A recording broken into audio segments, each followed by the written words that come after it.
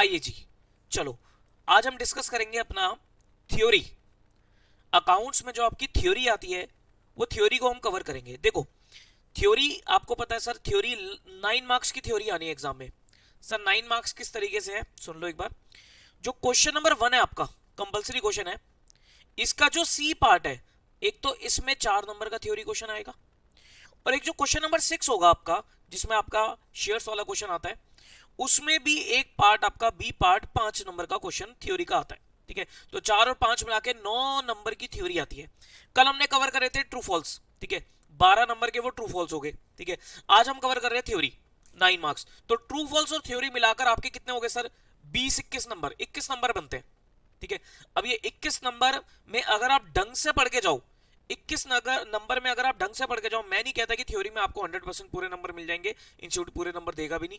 तो थ्योरी में आप ट्रू फॉल्स अगर आप सही से कर दो, थ्योरी भी अगर आप ठीक तरीके से लिख दो, 17 to 18 मार्क्स आप इस 21 नंबर में ला सकते हो।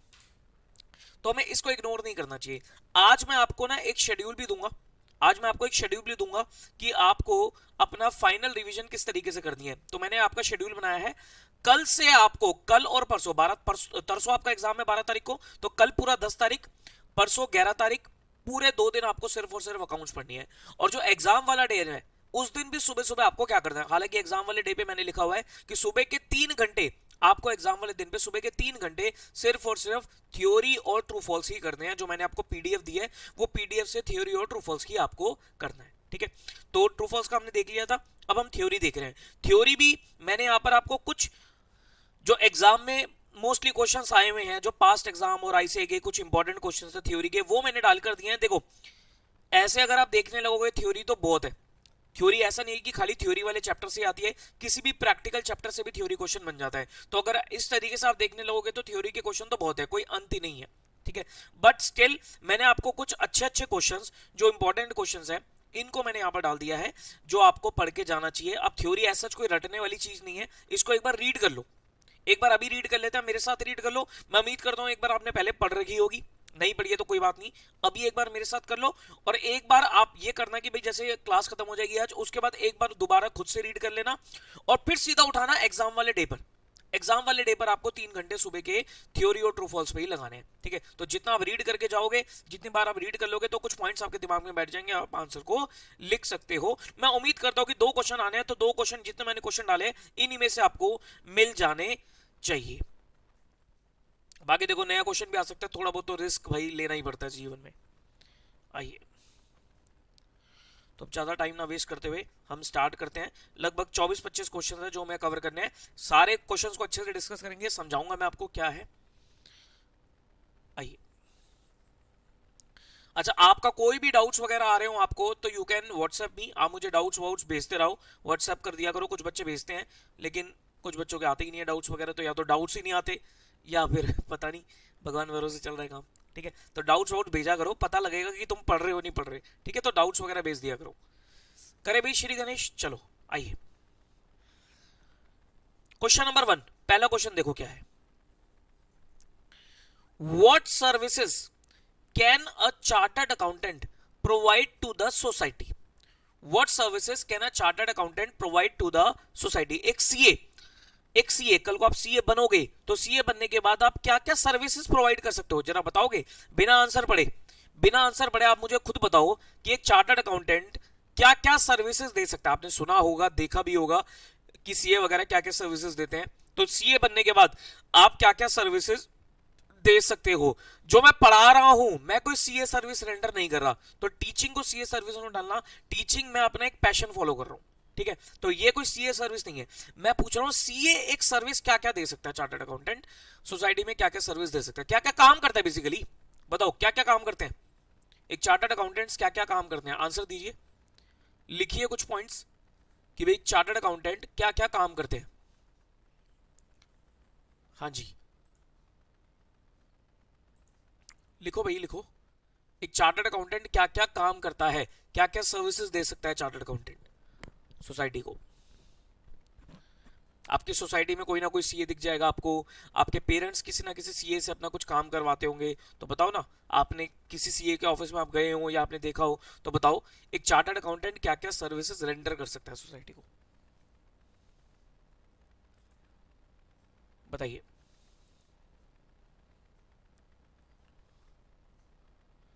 ऑडिटिंग, टैक्स फाइलिंग, कॉस्टिंग, बिल्कुल ठीक कि सर ऑडिट करते हैं चार्टर्ड अकाउंटेंट्स, टैक्स की फाइलिंग करते हैं और कुछ कॉस्टिंग वगैरह कैलकुलेट करते हैं, तो इनके कुछ नाम है, ये जो आप बोल रहे हो ना, इनके कुछ नाम है, तो वो नाम क्या है वो आपको पढ़ना है। देखो, अब सीधा आंसर ऐसे नहीं शुरू करना, थोड़ा बहुत आप लिखोगे अपने प्रोफेशन के बारे में। Advising company to manage fund, financial advising, financial planning, ठीक है, good. The practice of accountancy has crossed its usual domain of preparation of financial statements, interpretation of such statements and audit thereof। देखो वो कह रहा है, देखो financial statements बनाना, उनका analysis करना, ऑडिट वगैरह करना, इसके अलावा हमारा प्रोफेशन बहुत आगे तक चला गया।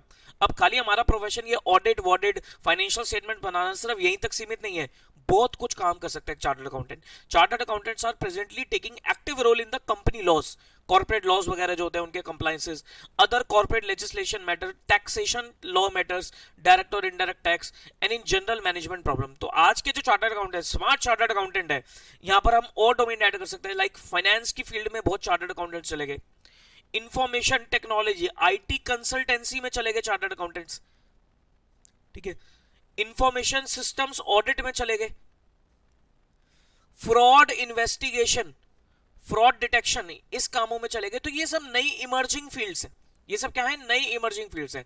फाइनेंस में चले गए, आईटी कंसल्टेंसी में चले गए, इंफॉर्मेशन सिस्टम ऑडिट्स में चले गए, फॉरेंसिक अकाउंटिंग होता है, फ्रॉड डिटेक्शन होता है, इनमें चले गए, तो ये सब है। तो some services rendered by a chartered accountant to the society are as follows. Books of accounts को मेंटेन करना बहुत ट्रेडिशनल सर्विस है, स्टैट्यूटरी ऑडिट करना, इंटरनल ऑडिट करना, टैक्सेशन वगैरह, ये तो बहुत प्रीमियम सर्विस है, बहुत पुरानी पुरानी सर्विसेज है। हर चार्टर्ड अकाउंटेंट बुक्स मेंटेन करने में मिल जाएगा आपको, ऑडिट्स करता हुआ दिख जाएगा, statutory audit, internal audit, tax वगैरह की सर्विसेज। इसके अलावा कुछ सर्विस अब नई इमर्जिंग है, like management accounting. Management accounting में बेसिकली क्या आता है, मैनेजमेंट को असिस्ट करना, मैनेजमेंट को असिस्ट करना इन डिसीजन मेकिंग, मैनेजमेंट को असिस्ट करना, हेल्प करना इन डिसीजन मेकिंग, ठीक है। And consultancy services, management consultancy services, financial advice, financial investigation वगैरह करना, कि भाई आप एक ब्रोकर बन सकते हो, आप किसी के फाइनेंशियल कंसल्टेंट बन सकते हो, आप किसी के फाइनेंशियल प्लानर बन सकते हो, फाइनेंशियल इन्वेस्टिगेशन कर सकते हो। Other services like secretarial work, secretarial work हालांकि ये सीएस वगैरह करते हैं, लेकिन अब सीएस वगैरह भी करने लगे हैं, company law related work, share registration का काम, उसके बाद कंपनी फॉर्मेशन रिसीवरशिप्स, आर्बिट्रेशन वगैरह, लिक्विडेटर्स आप लोग बन सकते हो, आप इंश्योरेंस सर्वेयर बन सकते हो, आप ये सब काम आप लोग कर सकते हो, अपने हिसाब से, अपने दिमाग से भी आप आंसर लिख सकते हो जो भी आपको समझ में आता है। तो ठीक है, क्लियर है पहला क्वेश्चन, ये आ जाता है, ये कहीं मैंने कम से कम 2-3 अटेम्प्ट में देखा हुआ है ये क्वेश्चन, ठीक है। नेक्स्ट अगला question, What are the advantages of setting accounting standards? Accounting standards के एडवांटेजेस क्या हैं? देखो पहले तो ये पता होना चाहिए सर अकाउंटिंग स्टैंडर्ड्स क्या है। इसको मैं वैसे डिटेल में आपको इंटर लेवल में पढ़ाऊंगा, अगर आप इंटर में मुझसे पढ़ते हो तो मैं आपको इंटर लेवल पे बताऊंगा कि भाई अकाउंटिंग स्टैंडर्ड्स क्या होते हैं, क्यों बनाए जाते हैं, लेकिन थोड़ा बहुत इंट्रोडक्शन हमारी फाउंडेशन पे भी है, तो अकाउंटिंग स्टैंडर्ड्स के बारे में जान लेते हैं। मैं आपको एक डेफिनेशन देता हूं अकाउंटिंग स्टैंडर्ड्स की। Accounting standards are written policy documents, आप चाहो तो लिख सकते हो definition, accounting standards are written policy documents issued by expert accounting body in India covering the aspect of recognition, measurement, presentation and disclosure of transaction and events. This is the definition of accounting standards. ये accounting standards होता है। क्या कहता है sir accounting standards क्या है? Accounting standards are the written policy documents, लिखित में या कुछ डॉक्यूमेंट्स, गाइडलाइंस, इशू किसने किया है? इशू किया है expert accounting body in India. बताइए who is the expert accounting body in India, नाम बताइए। इंडिया में एक्सपर्ट अकाउंटिंग बॉडी कौन सी है? इंडिया में इंडिया की एक्सपर्ट अकाउंटिंग बॉडी कौन सी है? बताइए। साथ साथ आपका ये भी आंसर हो जाएगा एएस कौन इशू करता है? एएस कौन इशू करता है? Expert accounting body in India कौन है? Who is the expert accounting body in India? Very good, ICAI, जिसके आप लोग छात्र हो, जिस बॉडी के आप लोग छात्र हो, मैं जिसका मेंबर हूं, दैट इज आईसीएआई। तो ICAI is the expert accounting body in India, क्योंकि आईसीएआई को गवर्नमेंट ऑफ इंडिया ने पावर दे रखी है कि आप देश में अकाउंटिंग और ऑडिटिंग के प्रोफेशन को चला सकते हो, रेगुलेट कर सकते हो। ठीक है, तो accounting standards are the written policy documents issued by ICAI in consultation with government and other authorities also, जिसके अंदर 4 एस्पेक्ट कवर होते हैं। कोई भी ट्रांजैक्शन और इवेंट के 4 एस्पेक्ट कवर होते हैं। रिकॉग्निशन, मतलब बुक्स में वो ट्रांजैक्शन कैसे रिकॉर्ड होगी। मेजरमेंट, किस वैल्यू पे रिकॉर्ड होगी। प्रेजेंटेशन, उसे फाइनेंशियल स्टेटमेंट में कैसे प्रेजेंट किया जाएगा। और डिस्क्लोजर, मतलब उससे रिलेटेड क्या क्या बातें फाइनेंशियल स्टेटमेंट में डिस्क्लोज करी जाएंगी। कोई भी ट्रांजैक्शन हो, कोई भी इवेंट हो, सब पे आपको कोई ना कोई स्टैंडर्ड मिल जाएगा। जैसे अगर मैं बात करूं इन्वेंट्रीज, तो इन्वेंट्रीज का अकाउंटिंग स्टैंडर्ड है AS2। Property plant and equipment PPE, fix asset जिसे आप बोलते हो, इसका है AS10। तो अगर मैं AS2 AS10 की बात करूंगा, जैसे इन्वेंट्री को पकड़ के चलते हैं, तो इन्वेंट्री AS2 में क्या क्या लिखा है, इन्वेंट्री बुक्स में कैसे रिकॉर्ड होगी, किस वैल्यू पे रिकॉर्ड होगी, उसे मेजर कैसे किया जाएगा। प्रेजेंटेशन, फाइनेंशियल स्टेटमेंट में इन्वेंट्री को कैसे प्रेजेंट किया जाएगा। और डिस्क्लोजर, इन्वेंट्री रिलेटेड हमें क्या क्या बातें डिस्क्लोज करनी है in our financial statement, so that user को कंप्लीट इंफॉर्मेशन मिल जाए। यूजर को क्या मिल जाए सर? कंप्लीट इंफॉर्मेशन मिल जाए। ठीक है, तो accounting standard are the written policy document issued by expert accounting body in India covering the aspect of recognition, measurement, presentation and disclosure of transaction and events. Question आपका ये नहीं है, ये तो मैंने वैसे अपनी तरफ से बता दिया, बट आपका क्वेश्चन है कि बेनिफिट क्या है, लेकिन बेनिफिट के लिए आपको पता होनी चाहिए ना एएस क्या है। तो बेनिफिट देख लो सर, अकाउंटिंग स्टैंडर्ड के फायदे क्या है। The main advantage of setting accounting standard is that adoption and application of standards ensure uniformity आ जाती है।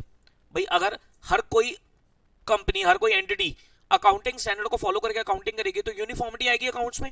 कंपेरेबिलिटी, कंपेयर किए जा सकते हैं। Qualitative improvement in the preparation and presentation of financial statements, कि फाइनेंशियल स्टेटमेंट्स को बेटरली प्रेजेंट किया जा पाएगा। The other advantage are reduction in variations, कि भाई डिफरेंट जो अकाउंटिंग ट्रीटमेंट है उनमें वो वेरिएशन रिड्यूस हो जाती है। Disclosure beyond that required by law and facilitates comparison. और बहुत सारे एएस क्या बोलते हैं, एएस ना बहुत सारे डिस्क्लोजर के बारे में बात करेंगे कि आपको ये भी बताना चाहिए, ये भी बताना चाहिए। इससे होगा क्या, इससे यूजर तक कंप्लीट और क्लियर इंफॉर्मेशन जाएगी और वो कंपैरिजन कर पाएगा, कंपेरेबल मतलब जो फाइनेंशियल स्टेटमेंट है वो इजीली कंपेयर कर पाएगा और अपने डिसीजन मेकिंग कर पाएगा। तो these are the benefits of accounting standards. Clear है? बोलो भाई क्लियर है? यस, चलो next question. Explain cash and mercantile system of accounting. बताइए कैश सिस्टम और मर्केंटाइल सिस्टम में क्या फर्क है। कैश बेसिस ऑफ अकाउंटिंग क्या कहता है कि ट्रांजैक्शन को तभी रिकॉर्ड करना है जब पैसा आएगा या जाएगा, मतलब जब भी हमारे पास inflow and outflow of cash हो रहा है हम बुक्स में ट्रांजैक्शन को तभी रिकॉर्ड कर रहे हैं, that is cash basis of accounting. But mercantile system क्या कहता है, मर्केंटाइल सिस्टम कहता है कि ट्रांजैक्शन को रिकॉर्ड किया जाएगा as and when it has been occurred, occurrence के बेसिस पर रिकॉर्ड किया जाएगा, इररिस्पेक्टिव ऑफ द फैक्ट कि पैसा आया हो या ना आया हो, गया हो या ना गया हो। जैसी ट्रांजैक्शन अगर होगी, मतलब जैसे खर्चा इनकर कर लिया आपने, इनकम आपने अर्न कर ली है, तो आप उसे क्या करोगे, बुक्स में रिकॉर्ड कर दोगे। ऐसा मर्केंटाइल कहता है। बट कैश बेसिस कहता है कि भाई इनकम और एक्सपेंस को तभी रिकॉर्ड करना है बुक्स में जब आपने इनकम रिसीव कर ली हो एक्चुअली में, या एक्सपेंस के लिए आपने एक्चुअली में पेमेंट कर दी हो, वो हमारा कैश बेसिस ऑफ अकाउंटिंग होता है। मुझे बताओ हमें कैश बेसिस फॉलो करना चाहिए या मर्केंटाइल फॉलो करना चाहिए? हमें कैश बेसिस फॉलो करना चाहिए या मर्केंटाइल फॉलो करना चाहिए? बताइए, कैश बेसिस फॉलो करना चाहिए या मर्केंटाइल फॉलो करना चाहिए?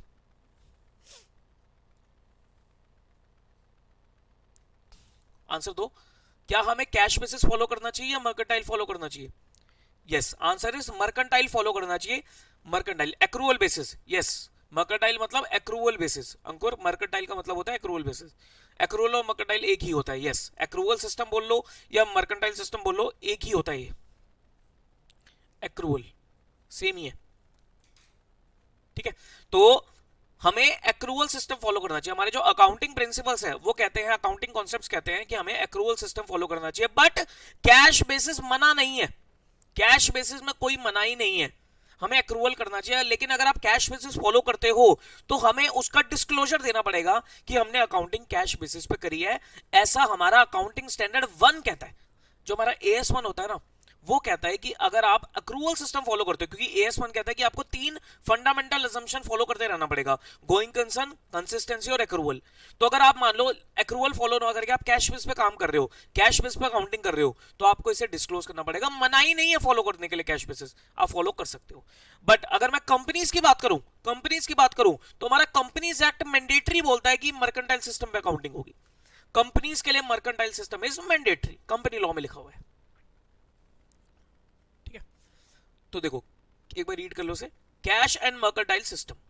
Cash system of accounting is a system by which a transaction is recognized only if cash is received or paid. Transaction कब रिकॉर्ड होगी, जब कैश आएगा या जाएगा।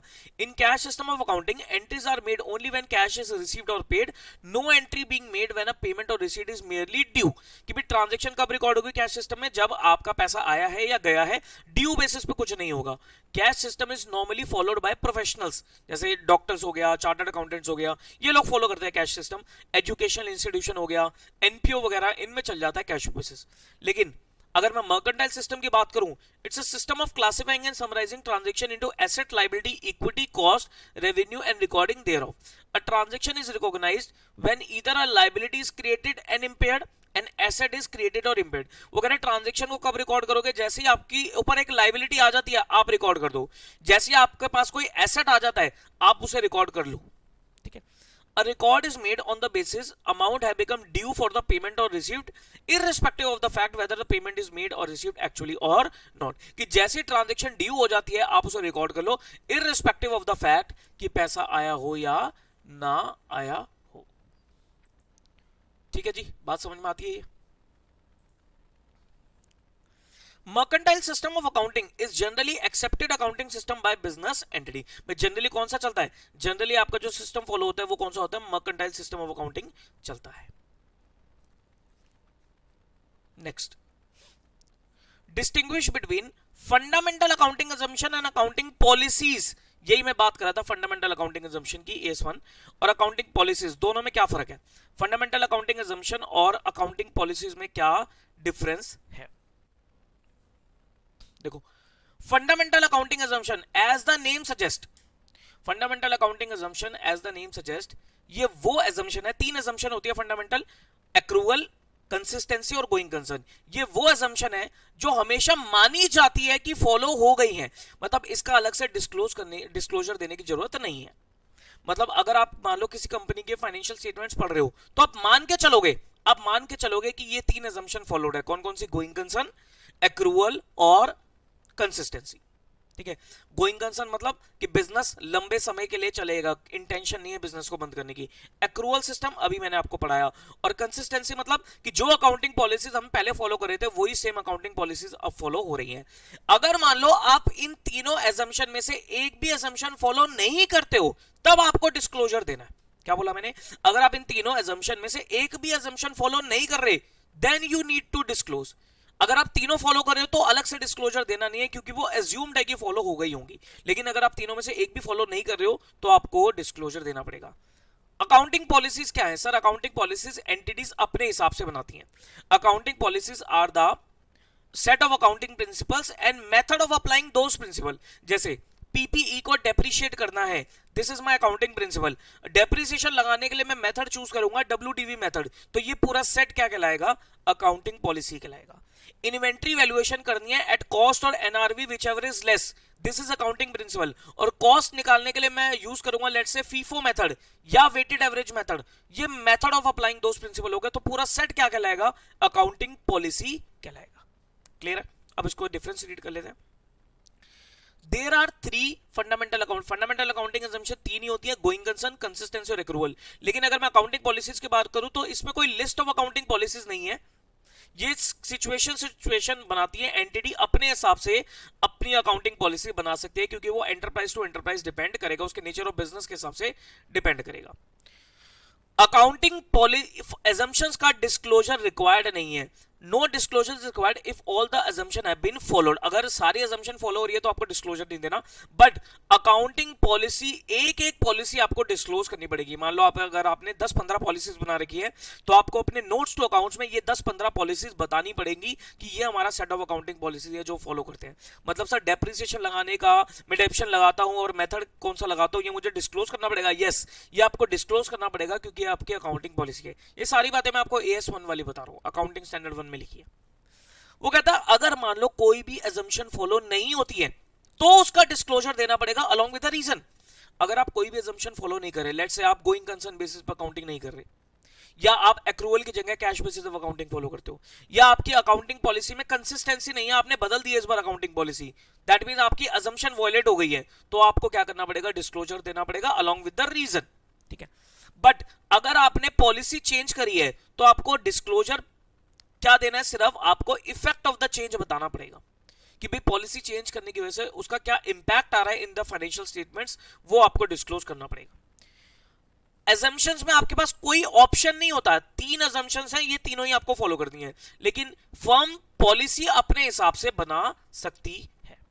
ठीक है जी, फर्म पॉलिसी अपने हिसाब से बना सकते हैं. क्या ये क्लियर है? अगर यहां तक क्लियर है तो ओके कर दो या थम्स अप कर दो. अगर यहां तक क्लियर है तो, यहां तक अगर क्लियर है तो आप ओके थम्स अप कर दो.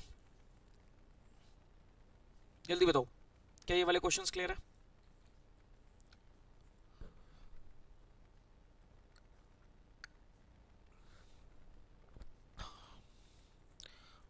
चलो, आई होप क्लियर है. Next question number 5. Next question, change in accounting policy may have a material effect on the items of the financial statement, explain with the help of example. वो कह रहा है अगर accounting policy अगर आप change करते हो तो उसका फाइनेंशियल स्टेटमेंट में मटेरियल इंपैक्ट आएगा. यस कि सर अगर अकाउंटिंग पॉलिसी आप चेंज करते हो तो इसका मटेरियल इंपैक्ट फाइनेंशियल स्टेटमेंट पे आ सकता है. जैसे कि अगर आपने इन्वेंट्री वैल्यूएशन का फॉर्मूला चेंज कर दिया, लेट्स से आप वेटेड एवरेज फॉलो कर रहे थे पहले, नाउ अब आप फीफो पे शिफ्ट हो गए हो, तो आपको क्या भाई इसका इंपैक्ट आ सकता है ना, आपकी इन्वेंट्री वैल्यूएशन में चेंज आएगा. जैसे एक चीज बताओ, वेटेड एवरेज को आपने फॉलो किया और आपकी इन्वेंट्री निकल के आती है 1 करोड़, लेकिन इस साल आप फीफो फॉलो कर रहे हो तो फीफो के हिसाब से आपकी इन्वेंट्री निकल के आ रही है लेट्स से 80 लाख रुपीस की, तो 20 लाख की इन्वेंट्री कम हो गई ना आपकी. भाई अगर आप वेटेड एवरेज पुरानी पॉलिसी फॉलो करते तो आपकी इन्वेंट्री निकल के आती है 1 करोड़ रुपए की, लेकिन आप फीफो पे चले गए और आपकी इन्वेंट्री की वैल्यूएशन कम हो गई है, 80 लाख हो गई है, तो इसकी वजह से आपके प्रॉफिट पे इंपैक्ट आएगा. मुझे बताओ प्रॉफिट पे क्या इंपैक्ट आएगा? आपकी इन्वेंट्री 1 करोड़ से 80 लाख हो गया पॉलिसी चेंज करने की वजह से, तो बताओ आपके प्रॉफिट पे क्या इंपैक्ट आएगा? बताना जी, इस वजह से प्रॉफिट पे क्या इंपैक्ट आएगा? इस वजह से प्रॉफिट पे क्या इंपैक्ट आएगा?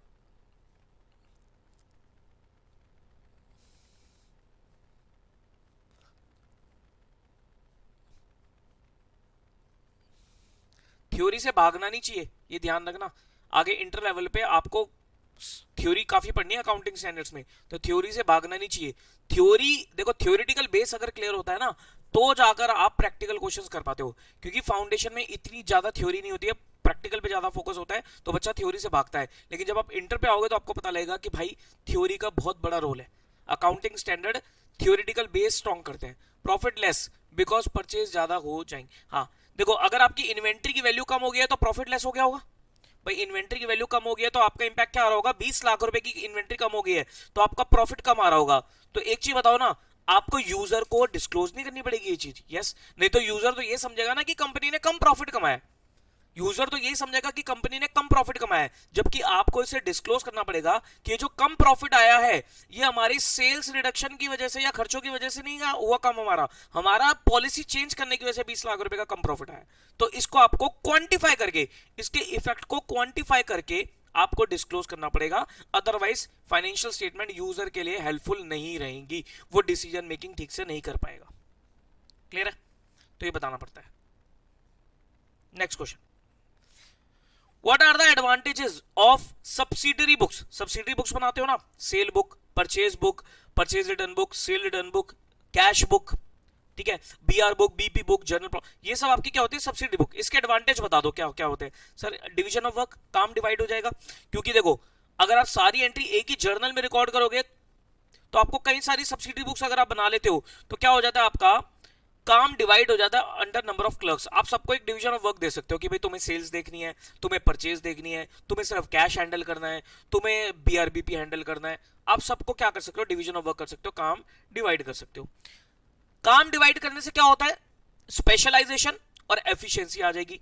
जब एक पर्सन को आपने एक ही तरीके का काम दे दिया, किसी पर्सन को बोल दिया कि सिर्फ आपको सेल्स देखनी है, तो वो सिर्फ सेल्स में लगा रहता है, तो क्या होगा सर, उसको फुल नॉलेज हो जाएगी उस चीज की, एफिशिएंसी आ जाएगी, स्पेशलाइजेशन आ जाएगी, और आपका जो अकाउंटिंग वर्क है वो बहुत एफिशिएंटली हैंडल हो जाएगा। ठीक है, टाइम बचता है। अगर आप टाइम को डिवाइड कर दोगे, भाई अगर आप एक ही अकाउंटेंट से सारा काम कराओगे तो बर्डन ऑफ वर्क बढ़ेगा, एफिशिएंसी भी नहीं आएगी, टाइम भी ज्यादा वेस्ट होगा। लेकिन अगर आप काम को डिवाइड कर दोगे तो क्या होगा, आपका टाइम भी डिवाइड हो जाएगा, तो टाइम बचना शुरू हो जाएगा। तो various accounting process can be undertaken simultaneously because of the use of the number of books. This will lead to work completed quickly. ठीक है, then availability of information. आप इंफॉर्मेशन को इजीली एक्सेस कर सकते हो, इंफॉर्मेशन को easily access कर सकते हो, जिसको आपने जो काम दिया है आप उससे इजीली काम ले सकते हो। देखो आजकल तो मैनुअल का जमाना है ही नहीं, आजकल तो सॉफ्टवेयर का जमाना है। एक बहुत पॉपुलर सॉफ्टवेयर होता है टैली, तो टैली में अपने आप ही सब्सिडी बुक होती है, सेल का रजिस्टर आपको अलग मिलेगा, परचेज का रजिस्टर आपको अलग मिलेगा, तो आप सॉफ्टवेयर से इजीली डेटा एक्सट्रैक्ट कर सकते हो। ठीक है, तो सिंस अ सेपरेट रजिस्टर और book is kept for each class of transaction, the information relating to each class of transaction can be available at one place, easily accessible हो जाती है इंफॉर्मेशन। फैसिलिटी इन चेकिंग, अगर मान लो trial agree नहीं कर रहा, trial tally नहीं कर रहा, तो आप एरर्स वगैरह को लोकेट कर सकते हो, देख सकते हो किस बुक में एरर है, और अकॉर्डिंगली एरर को, फ्रॉड को, इन दोनों को ढूंढना आसान हो जाएगा। जो ऑडिटर्स आएंगे ऑडिट करने, तो भाई वो इजीली बुक्स को देखकर एरर और फ्रॉड को डिटेक्ट करने में उनको भी मदद मिलेगी। क्लियर है, क्लियर है। These are the advantages of setting subsidy books. Now define accounting policy. Accounting policy क्या होती है, and what are the condition under which a company can change its policy.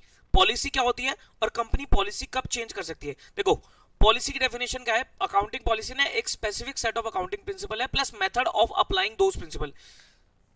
Set of accounting principles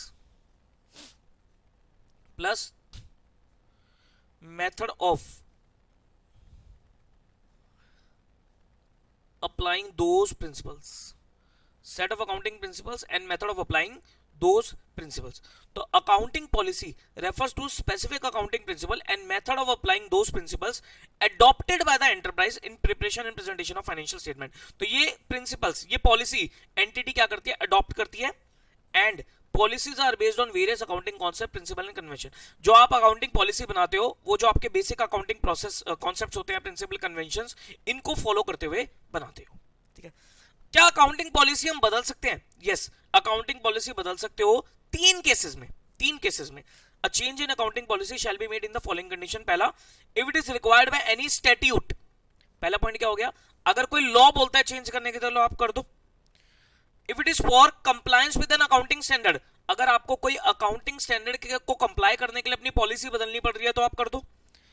और अगर आपको लगता है, management को लगता है कि change would result in more appropriate presentation of the financial statement, मतलब अगर मैनेजमेंट को लगता है कि पॉलिसी बदलने से मेरी फाइनेंशियल स्टेटमेंट की प्रेजेंटेशन ज्यादा बेहतर हो जाएगी, ज्यादा बेटर हो जाएगी, then policy can be changed. Clear है, बोलो, बात समझ में आती है? Next question, what are the sub fields of accounting. Accounting की ब्रांचेस पूछ लो या सब फील्ड पूछ लो, कितने तरीके की अकाउंटिंग होती है। देयर आर द वेरियस सब fields of accounting. Financial accounting हो गया, एक होती है आपकी मैनेजमेंट अकाउंटिंग, एक होती है आपकी कॉस्ट अकाउंटिंग, ठीक है। उसके बाद सोशल रिस्पॉन्सिबिलिटी अकाउंटिंग एक नया कॉन्सेप्ट है, ह्यूमन रिसोर्स अकाउंटिंग एक नया कॉन्सेप्ट है, ठीक है।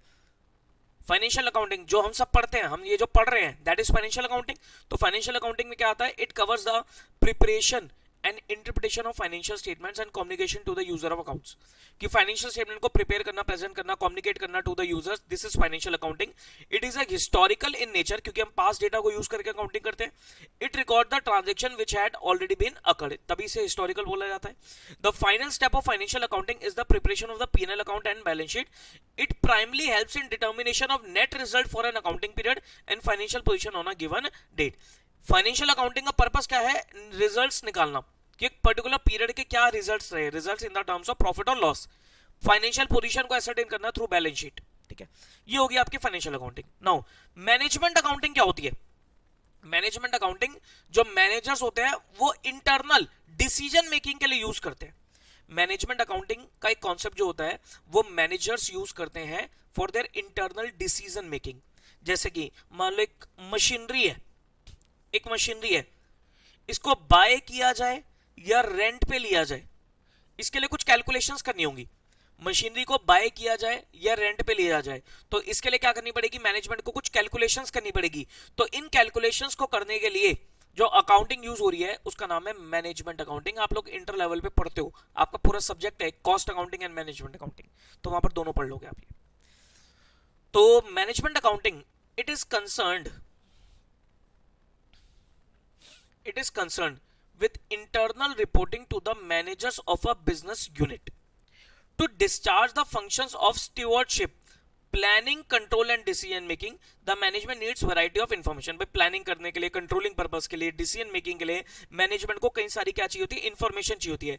The different ways of grouping information and preparing reports as desired by the manager for discharging their functions are referred to as management accounting. ठीक है, तो इंफॉर्मेशन को प्रिपेयर करना और इसको एनालाइज करना, यूज करना फॉर डिसीजन मेकिंग पर्पस, इसको बोलते हैं management accounting. A very important component of management accounting is the cost accounting which deals with cost ascertainment and cost control. तो जो मैनेजमेंट अकाउंटिंग होती है ना, इसमें कॉस्ट अकाउंटिंग का बहुत बड़ा रोल है, क्योंकि कॉस्ट अकाउंटिंग में हम कॉस्ट कैलकुलेशन, कॉस्ट कैसे निकाली जाएगी, कॉस्ट को कंट्रोल कैसे किया जाए, रिड्यूस कैसे किया जाए, वो सीखते हैं. तो वो मैनेजमेंट अकाउंटिंग में यूज हो जाती है. आजकल दोबारा शुरू हो गया शार्क टैंक. ठीक है, शार्क टैंक सीजन 4 शुरू हो गया, जरूर देखना चाहिए आपको, बहुत अच्छा होता है वो, नॉलेज बहुत मिलती है. कॉमर्स स्टूडेंट को तो खासकर देखना चाहिए. उसमें जितनी भी इंफॉर्मेशन वो शार्क्स को बता रहे होते हैं ना, शार्क्स पूछ रहे होते हैं, वो इंफॉर्मेशन वो कहां से डिराइव करके लाते हैं? वो उनकी मैनेजमेंट अकाउंटिंग ही है. जैसे वो पूछते हैं ना कि आपके प्रोडक्ट की यूनिट इकोनॉमीज बता दो, कि भाई कितनी कॉस्ट है, मतलब कितने रुपए का प्रोडक्ट है, उसका कैसे कैसे खर्चा कहां कहां पर डिवाइड होता है. ठीक है, यूनिट इकोनॉमीज उसे बोलते हैं. वो कहते हैं वो बता दो. ठीक है, या जो भी वो डेटा वेटा एनालाइज कर रहे होते हैं, वो सब क्या है? वो सब उनकी मैनेजमेंट अकाउंटिंग से निकल के आता है, क्योंकि वो उनकी इंटरनल इंफॉर्मेशन है जिसको वो यूज करेंगे किस पर्पस के लिए? डिसीजन मेकिंग पर्पस के लिए. That is management accounting. एक होती है कॉस्ट अकाउंटिंग. कॉस्ट अकाउंटिंग का जो काम होता है वो बेसिकली क्या होता है कि प्रोडक्ट बनाने में कितना खर्चा आया, मतलब पर यूनिट कॉस्ट निकालना है. लेट्स से मेरे पास एक ये बॉटल है, मेरे पास ये एक बॉटल है, अब मुझे ये बॉटल बेचनी है, इसका प्राइस डिसाइड करना है कि कितने में बेचूं. तो प्राइस डिसाइड करने के लिए पहले मुझे ये देखना पड़ेगा ना, ये बॉटल मुझे कितने की कॉस्ट कर रही है. ये बॉटल बनाने में क्या क्या लगा होगा? सर बॉटल बनाने में मटेरियल लगा होगा, लेबर लगा होगा, अदर खर्चे लगे होंगे, तो ये बॉटल मुझे कितने की पड़ती है? That is cost of this bottle. That is cost of this bottle. अब उसमें प्रॉफिट जोड़कर मैं इसे सेल करूंगा तो मेरा सेलिंग प्राइस फिक्स होता है. ठीक है, तो process of accounting for cost which begins with recording of expenditure or the basis on which they are calculating and ends with the preparation of periodical statement and reports for ascertaining and controlling the cost. ये cost निकालना, उसे control करना, उसके लिए आप एक statement बना लेते हो, कॉस्ट शीट के नाम से एक स्टेटमेंट बनाते हो. तो ये सब किसके अंदर आता है? कॉस्ट अकाउंटिंग के अंदर आता है. ठीक है, दो तरीके की नई अकाउंटिंग आजकल चल रही है. एक होती है सोशल रिस्पॉन्सिबिलिटी अकाउंटिंग. तो यहां पर क्या होता है? यहां पर आप सोसाइटीज के लिए देखते हो. The demand for social responsibility accounting stems from increasing social awareness about the undesirable byproducts of the economic activity. ये भी किसी भी तरीके से हमें सोसाइटी को नुकसान नहीं पहुंचाना. Social responsibility accounting is concern with accounting for social cost incurred by the enterprise and social benefits created. कि भाई सोसाइटी के लिए एंटिटी ने क्या किया, सोसाइटी के लिए कितना कॉस्टली रही वो एंटिटी, और सोसाइटी को कितना बेनिफिट दिया, ये सब चीजें आती है हमारी सोशल रिस्पॉन्सिबिलिटी अकाउंटिंग में. Human resource accounting. Human resource accounting में देखा जाता है बेसिकली हमारी इंप्लॉइज की अकाउंटिंग, ह्यूमन रिसोर्स की अकाउंटिंग. कि भी human resource accounting is an attempt to identify, quantify and report investment made in human resource of an organisation that are not presently accounted for under conventional accounting practice. आज तक हमने कभी भी अपने human resource को value नहीं किया, लेकिन एक चीज बताओ, ऑर्गेनाइजेशन में जो प्रॉफिट जनरेट होता है, ऑर्गेनाइजेशन की सक्सेस में ह्यूमन रिसोर्स का तो बहुत बड़ा रोल है, इंप्लॉयज का तो बहुत बड़ा रोल है। अभी तक हम ट्रेडिशनल अकाउंटिंग में क्या सीखते आ रहे हैं कि भाई इंप्लॉयज हमारा एक खर्चा है, उसको सैलरी पे करना वो एक खर्चा है, ठीक है, वो एक खर्चा है।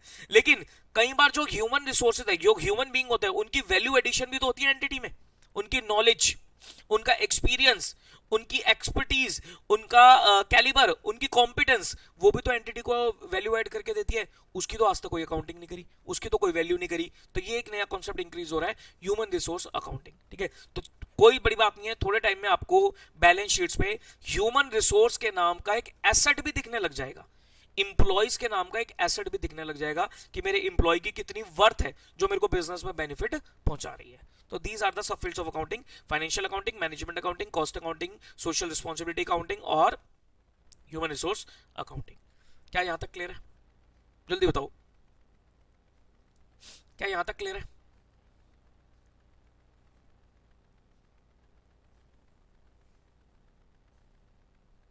बोलो जी, बोलो बोलो।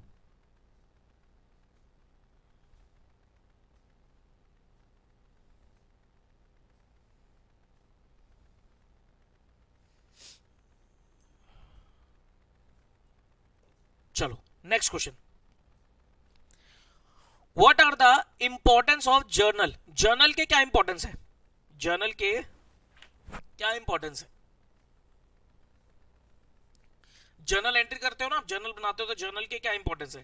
Chronological order. भाई जर्नल में जो ट्रांजेक्शन रिकॉर्ड होती है वो क्या होती है? क्रोनोलॉजिकल, डेट वाइज होती है। ऐसा तो होता नहीं है कि भाई किसी भी डेट पे कोई भी ट्रांजेक्शन रिकॉर्ड हो गया, नहीं सर, डेट वाइज चलती है।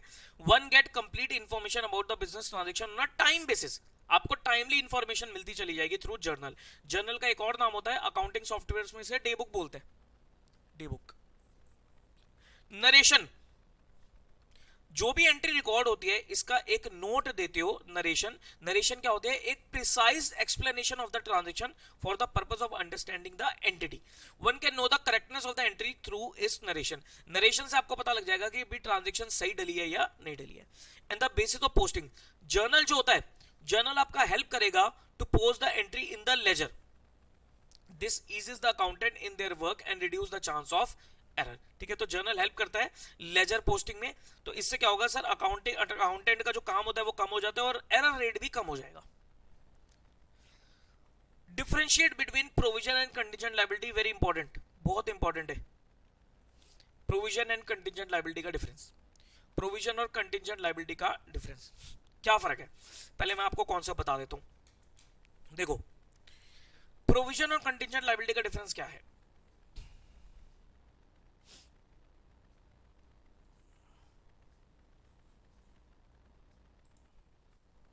एक कंपनी है, एक कंपनी है XYZ लिमिटेड, इसके ऊपर एक कोर्ट केस चल रहा है। इसके ऊपर क्या चल रहा है? कोर्ट केस चल रहा है, ठीक है। अब इसका जो लॉयर है, इसका जो लॉयर है कंपनी का, वो ये कहता है कि कंपनी ये केस हार जाएगी, लूज। कंपनी ये केस हार जाएगी, लूज कर जाएगी, ठीक है। इसके चांसेस जो है वो हाई है, इसके चांसेस क्या है? हाई है। अगर हाई चांस होते हैं लूज करने के, अगर केस हारने के चांसेस ज्यादा हैं, तो मुझे बताओ, मुझे बताओ, पॉसिबिलिटी ऑफ पेमेंट है? There is a possibility of payment, payment करनी पड़ सकती है। अगर वकील साहब कह रहे हैं कि भाई कंपनी ये केस हार जाएगी तो पेमेंट करने की पॉसिबिलिटी बढ़ गई है, तो ऐसे केस में, ऐसे केस में आपको क्या बना लेना चाहिए? प्रोविजन बना लेना चाहिए। इसको बोलते हैं प्रोविजन, इसको हम क्या बोलते हैं? प्रोविजन। अगर मान लो वकील साहब ऐसा कहते हैं कि भैया अभी अनसर्टेनिटी है, अभी अनसर्टेन है, हार भी सकते हो जीत भी सकते हो, तो क्या आप प्रोविजन बनाओगे? जब आपकी अनसर्टेनिटी है तो अभी तो पॉसिबिलिटी ऑफ पेमेंट है ही नहीं, दे भी सकते हैं नहीं भी दे सकते।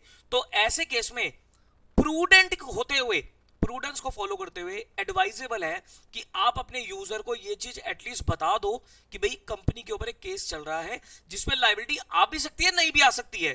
तो इसे डिस्क्लोज किया जाता है by way of contingent liability. इसे हम क्या बोलते हैं? Contingent liability. ठीक है। तो कंटीजेंट लायबिलिटी क्या है सर? कंटीजेंट लायबिलिटी अनसर्टेनिटी बनाती है। लेकिन प्रोविजन क्या होता है? प्रोविजन ये होता है कि भाई आपको पता है कि भी पेमेंट करनी पड़ेगी, हाई चांस है पेमेंट करने के लिए, लेकिन अभी उसका अमाउंट का आइडिया नहीं है, तो आपको क्या लेना पड़ता है? एस्टिमेट लेना पड़ता है, अनसर्टेनिटी का एस्टिमेट लेना पड़ता है फ्यूचर लायबिलिटी का, दैट इज प्रोविजन। तो आप कह सकते हो कि sir provision is a expected liability, provision is a future expected liability, जिसका अमाउंट अभी सर्टेन नहीं है, जिसका अमाउंट नहीं पता लेकिन ये पता है कि लायबिलिटी अराइज हो जाएगी, उसे हम बोलेंगे प्रोविजन। लेकिन अगर मान लो यही नहीं पता कि लायबिलिटी आएगी या नहीं आएगी, वो डिपेंड करता है कोर्ट के केस पे, वो डिपेंड करता है happening or non happening of an event पे, उसे हम बोलते हैं कंटिंजेंट लायबिलिटी। क्या ये क्लियर है पॉइंट? ये मैंने आपको कॉन्सेप्ट बताया है। इसके ऊपर भी हमारा एक अकाउंटिंग स्टैंडर्ड होता है, जो आप दोबारा इंटर में दोबारा नहीं, जब आप इंटर में पहुंचोगे तो आप पढ़ लोगे AS 29, वहां लिखी है बातें, वहां इसको और डिटेल में जाकर पढ़ेंगे।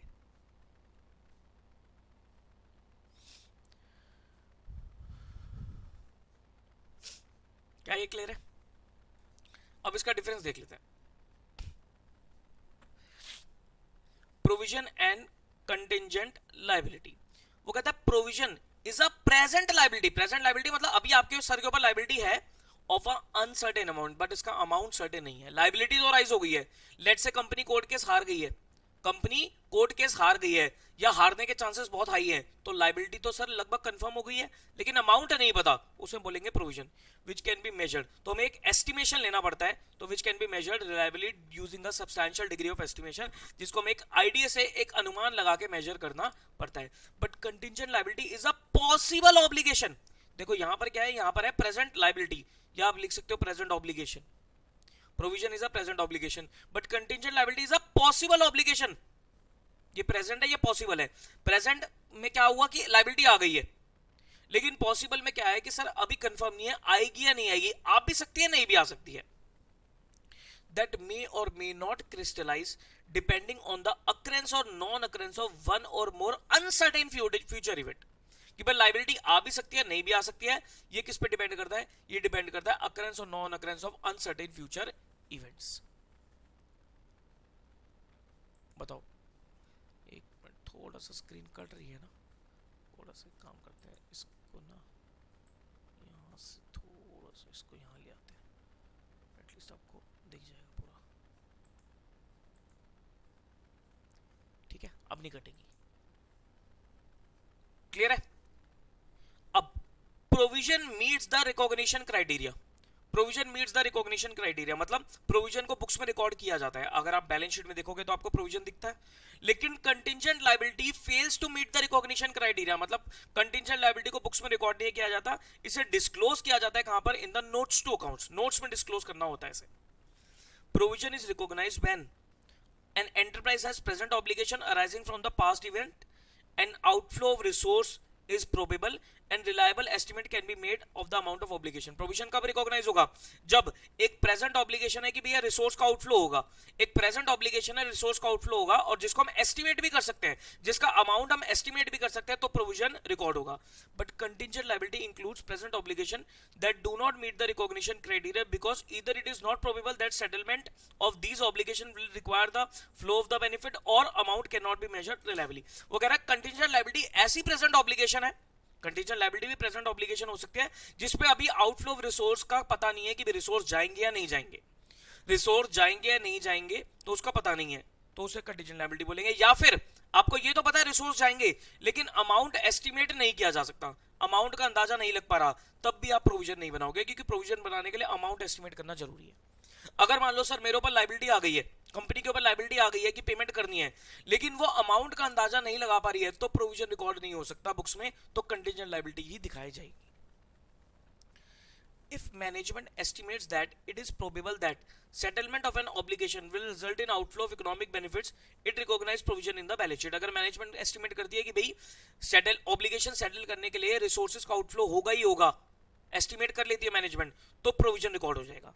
बट अगर मैनेजमेंट एस्टिमेट करती है कि भाई इकोनॉमिक आउटफ्लो ऑफ रिसोर्सेज के जो ऑब्लिगेशन सेटल करने के लिए रिसोर्स का आउटफ्लो होने के चांसेस बहुत कम है, तो उसे डिस्क्लोज किया जाता है बाय कंटिंजेंट लायबिलिटी, उसे डिस्क्लोज किया जाता है by way of contingent liability. Done है? क्या ये क्लियर है यहां तक? बोलो। तो ये डिफरेंस हो गया आपका प्रोविजन एंड कंटीजेंट लायबिलिटी का। नेक्स्ट नेक्स्ट क्वेश्चन, बताओ भाई यहां तक क्लियर है सबको? जल्दी बताओ।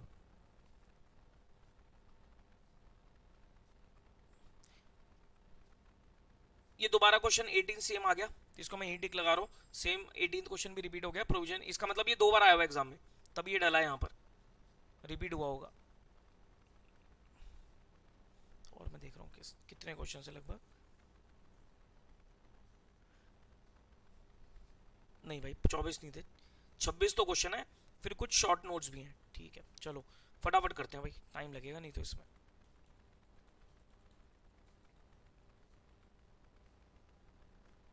Next question, question number 11th, question number 11th, the cost of PPE comprises of any cost directly attributable to bring the asset to the location or condition necessary for it to be capable of operating in a manner intended by the enterprise.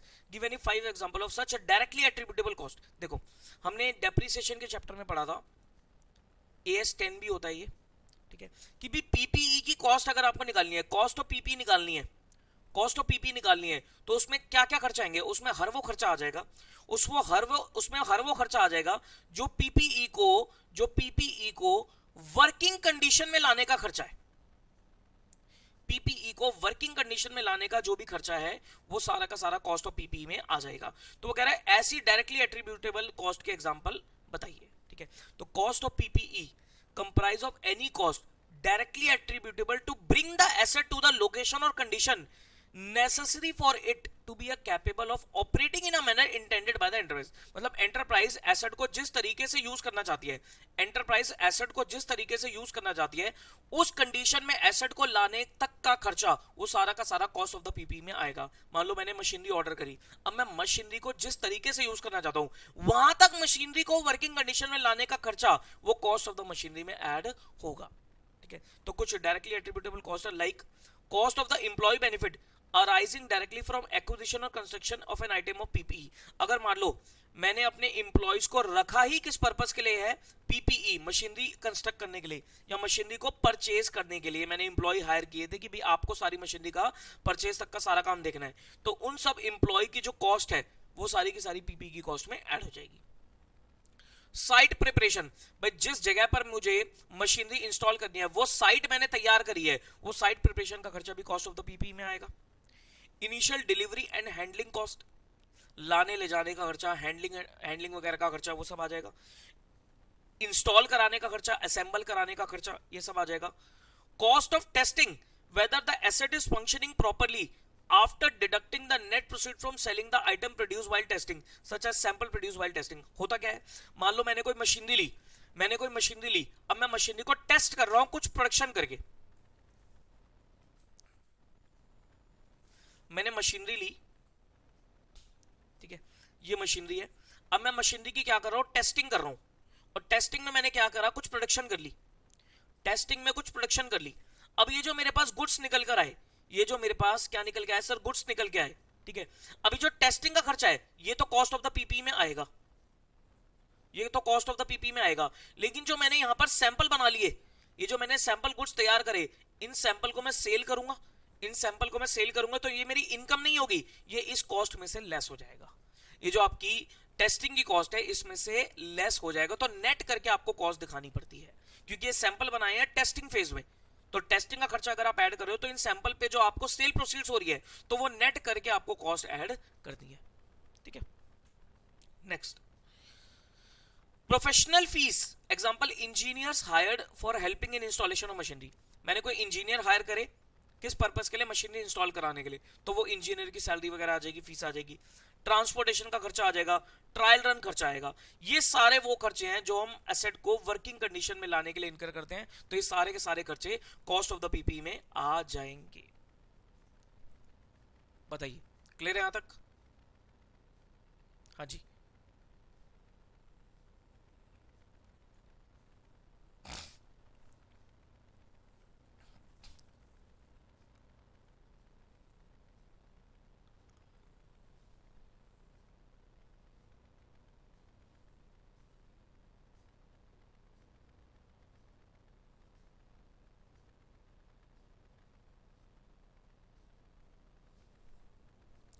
Next, what is petty cash book?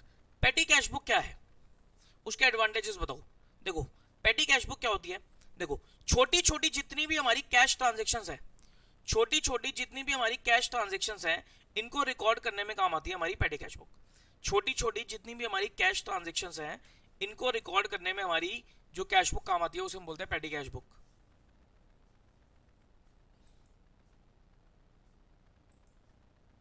हाँ जी,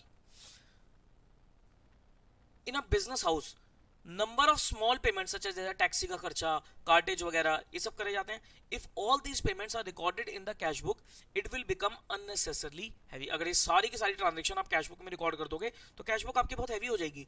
तो जो main cashier है इसके ऊपर क्या आ जाएगा, overburden आ जाएगा। तो फर्म क्या करती है, जहां पर ये छुटपुट खर्चे होते हैं, तो फर्म ना एक क्या करती है, पेटी कैशियर अपॉइंट कर देती है।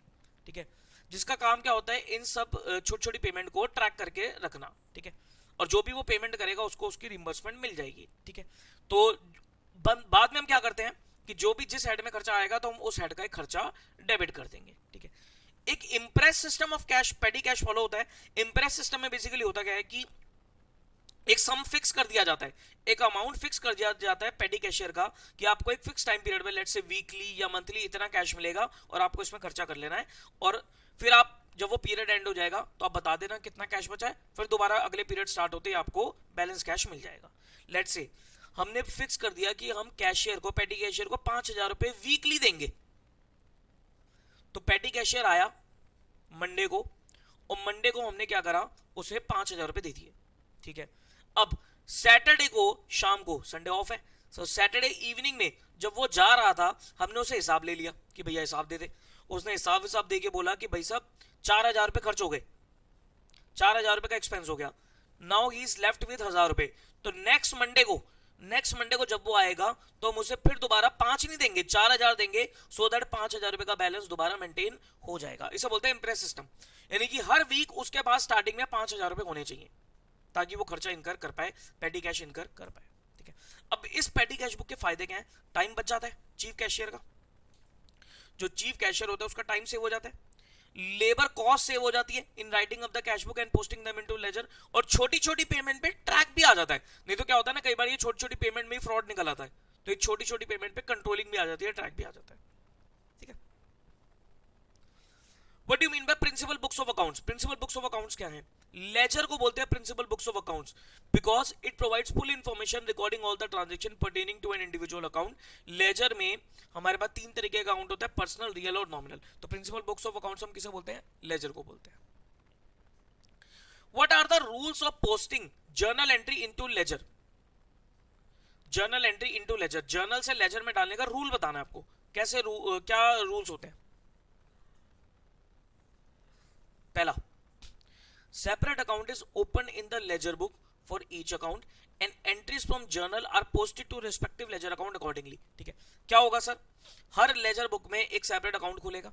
ठीक है, और जर्नल से लेजर में आपको एंट्री पोस्ट करनी है। ठीक है, नाउ हम यूज क्या करते हैं, वर्ड यूज करते हैं टू और बाय।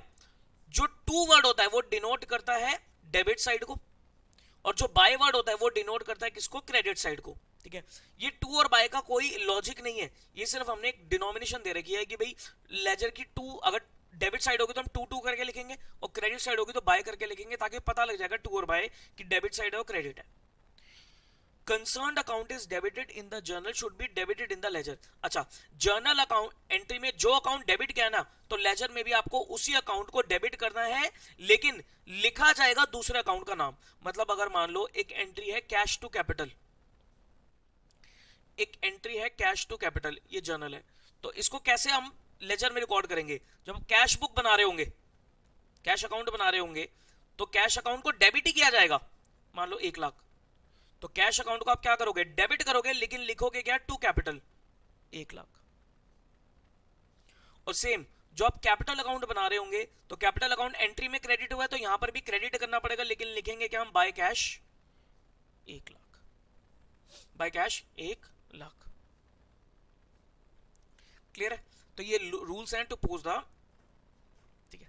देखो प्रोविजन ऑफ कंटीजेंट लायबिलिटी का फिर दोबारा डिफरेंस, इसको अच्छे से पढ़ के जाना। Next question, discuss the limitation which must be kept in mind while evaluating the financial statements. Financial statements में क्या क्या लिमिटेशंस होती हैं, ठीक है, जब आप फाइनेंशियल स्टेटमेंट्स को इवैल्यूएट कर रहे होते हो तो क्या क्या लिमिटेशंस आती हैं। Limitation which must be kept in mind while evaluating the financial statement are as follow. सबसे पहला द फैक्टर्स। कई बार क्या होता है, कई बार क्या, मोस्टली फाइनेंशियल स्टेटमेंट्स में हम जब हम वर्थ को असेस कर रहे होते हैं एंटिटी को, ठीक है, तो उन अकाउंट्स को भूल जाते हैं जो मनी की टर्म्स में मेजर नहीं है। जैसे इंप्लॉय, हमने देखा ना कि भाई प्रॉफिट जनरेट करने में इंप्लॉय भी तो वैल्यूएबल है, लेकिन इंप्लॉयज को हम फाइनेंशियल स्टेटमेंट्स में रिकॉर्ड करते हैं, उसके सैलरी के खर्चे को रिकॉर्ड करते हैं, जो वो सर्विसेज दे रहा है उसके लिए जो हम पेमेंट कर रहे हैं, सैलरी दे रहे हैं, वो तो हम रिकॉर्ड कर लेते हैं, लेकिन इंप्लॉय की वर्थ को तो रिकॉर्ड करते नहीं है। तो यानी कि इट इग्नोर्स क्वालिटेटिव एस्पेक्ट्स, इसको हम बोलेंगे इट इग्नोर्स क्वालिटेटिव एस्पेक्ट्स, क्योंकि बुक्स में, अकाउंट्स में सिर्फ क्वांटिटेटिव आइटम्स ही आती हैं।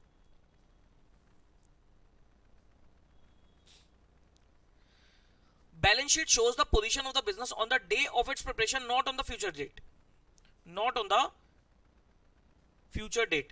While the user are interested in knowing the position in the near future and also in the long run, not for the past date. यानी कि no future prediction. भाई balance sheet वगैरह, financial statements वगैरह हमारी current position बताएगी और past में जो हुआ है वो बताएगी, लेकिन यूजर तो ये यूजर क्या चाहता है, यूजर तो जनरली चाहता है ना कि भी फ्यूचर में क्या होगा एंटिटी के साथ, तो फ्यूचर के बारे में कोई कुछ नहीं बता पाता, ठीक है, तो फ्यूचर की कोई भी प्रेडिक्शन यहां पर नहीं की जा सकती है। बहुत सारे चेंजेस होते हैं लाइक इन्फ्लेशन वगैरह, इनको हम अकाउंटिंग में इग्नोर कर जाते हैं। कई बार क्या होता है, हमारे अकाउंटिंग प्रिंसिपल्स आपस में कॉन्फ्लिक्ट कर रहे होते हैं, जिसको हम इग्नोर कर देते हैं। मैनेजमेंट कई सारे एस्टिमेट्स लेती है, तो इसलिए हमारे अकाउंटिंग इंफॉर्मेशन जो होती है, फाइनेंशियल स्टेटमेंट एग्जैक्ट नहीं होते, ये एक एस्टिमेटेड रिजल्ट्स देते हैं, एग्जैक्ट रिजल्ट नहीं देते। Different accounting policies for treatment of same item at probability of manipulation. कई बार क्या होता है, एक आइटम के ऊपर कई सारी अकाउंटिंग पॉलिसीज बन जाती है, रिडक्शन लगाना, कई सारे मेथड्स हैं सर, कोई भी मेथड फॉलो कर लो तो मैनिपुलेशन करना आसान हो जाता है। विंडो ड्रेसिंग, क्या होगा sir, there is a room for window dressing.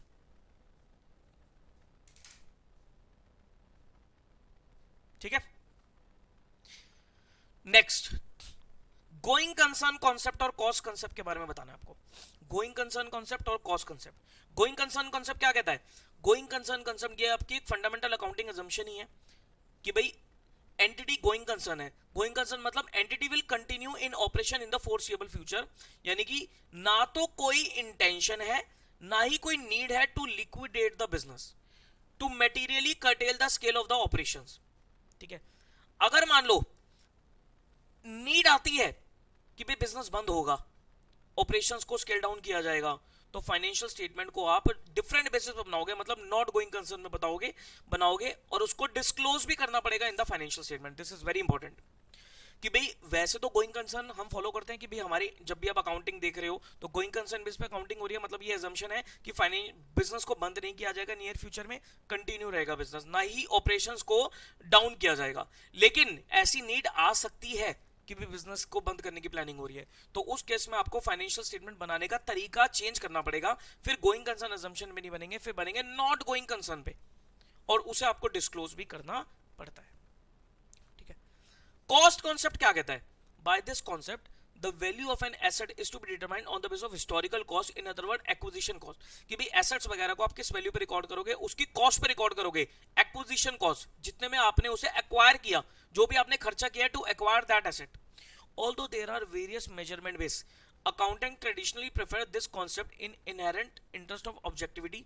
It is highly objective and free from all bias. ठीक है, ये सबसे ज्यादा कॉस्ट कॉन्सेप्ट जो होता है वो अनबायस्ड आपको वैल्यू देगा, लेकिन इसके अलावा आप कई सारे बेस भी यूज कर सकते हो, लेकिन अगर सबसे अनबायस्ड आपका तरीका है वो कॉस्ट कॉन्सेप्ट है, क्योंकि कॉस्ट कॉन्सेप्ट एक्चुअल जो आपका बिल हुआ है, जो आपने पेमेंट करी है, उस वैल्यू पे रिकॉर्ड कर रहे हो।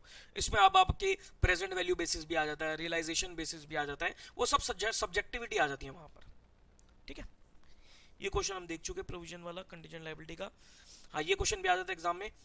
पीरियोडिक और परपेचुअल इन्वेंट्री सिस्टम, इन्वेंट्रीज वाले चैप्टर में आपने इन्वेंट्री रिकॉर्ड सिस्टम पढ़े होंगे, periodic system, perpetual. Periodic system क्या कहता है, पीरियोडिक सिस्टम बात करता है फिजिकल काउंट की, किसकी बात करता है, फिजिकल काउंट की। वेयर एज जो परपेचुअल सिस्टम होता है ये बात करता है किसकी, बुक रिकॉर्ड्स की। ये बात करेगा किसकी सर? बुक रिकॉर्ड्स की, ठीक है। तो periodic system, perpetual system, this system is based on physical verification, ठीक है। लेकिन जो परपेचुअल है it is based on book records, यहां पर बुक रिकॉर्ड्स होता है, फिजिकल वगैरह वेरिफिकेशन होती नहीं है। Periodic system, this system provides information about inventory and COGS at a particular date. क्योंकि देखो पीरियोडिक सिस्टम में होता क्या है कि आप एक पीरियड एंड पे, लेट्स से मंथली या क्वार्टरली या हर 6 महीने बाद या हर साल में एक बार या हर हफ्ते इन्वेंट्री काउंट करते हो फिजिकली, ठीक है। तो वहां पर जब आप फिजिकल काउंट कर रहे हो तो आपको इंफॉर्मेशन क्या मिलेगी? एक पर्टिकुलर डेट पे आपको पता लगेगा कि आपकी इन्वेंट्री कितनी है, आपकी सीओजीएस कितनी है, कितना सामान आपने बेच दिया। लेकिन परपेचुअल में क्या करते हो? आप फिजिकल काउंटिंग करते ही नहीं हो, वहां पर आप एक इन्वेंट्री रजिस्टर बनाते हो और डेली बेसिस पे आपका इन और आउट रिकॉर्ड हो रहा होता है कि कितना आया सामान, कितना गया। तो यहां पर आपको कंटिन्यूअस इंफॉर्मेशन मिलती है about inventory and cost of sales, ठीक है। पीरियोडिक में this system determines inventory and take COGS as residual figure. देखो फिजिकल काउंट में, पीरियोडिक में आप क्या करते हो? आपने पर्टिकुलर डेट पे इन्वेंट्री काउंट करी तो आपको उस दिन की इन्वेंट्री पता लग गई। अब इन्वेंट्री पता लग गई, परचेज आपके पास है, तो आप क्या निकाल सकते हो? आप ये देख सकते हो कि भैया जो बैलेंसिंग फिगर है वो क्या होगी? सीओजीएस होगी। मतलब जैसे मार्च को, एक तो मार्च क्वार्टर में आपने इन्वेंट्री काउंट करी तो आपको पता लगा 10,000 यूनिट्स है। फिर उसके बाद अगला क्वार्टर एंड हुआ जून में, जून में जब आपने काउंटिंग करी तो आपको पता लगा 8,000 यूनिट्स है। तो आप क्या एज्यूम करोगे? मान लो परचेज आपको पता लगे कि भी ड्यूरिंग द ईयर हमने 5,000 यूनिट्स और परचेज करी थी, तो आप क्या करोगे? आप यही तो करोगे। देखो 10,000 और 5,000 यानी कि 15,000 यूनिट्स थी और मेरे पास बची हैं 8,000 यूनिट्स, यानी कि मैंने 7,000 यूनिट्स क्या करी होगी? बेच दी होगी। तो यानी कि 7,000 यूनिट्स जो आपने बेची हैं, इस ये आपकी बैलेंसिंग फिगर ही तो निकल के आ रही है, रेजिडुअल फिगर ही तो निकल के आ रही है, ठीक है। लेकिन जब आप बुक रिकॉर्ड्स बनाते हो तो आपको डेली पता लगेगा कितना सामान आया, कितना सामान गया। तो वहां पर जो इन्वेंट्री निकल के आती है वो आपकी बैलेंसिंग फिगर है, क्योंकि इन और आउट पता लगेगा ना कि कितना सामान आया, कितना गया। तो इन्वेंट्री अपने आप ही आपकी बैलेंसिंग फिगर निकल के आएगी कि इतनी इन्वेंट्री है। एक ड्रॉबैक है पीरियोडिक सिस्टम का कि भाई जो मैंने यहां बात करी कि 7,000 यूनिट्स बिक गई, लेकिन जरूरी नहीं है ना 7,000 यूनिट्स बिकी हो सकता है 7,000 में से कुछ यूनिट्स आपकी लॉस हो गई हो, डिस्ट्रॉय हो गई हो, सबको हम क्या मान रहे हैं? बिक गई हैं। तो लॉस डिस्ट्रक्शन का पता नहीं लग पाता।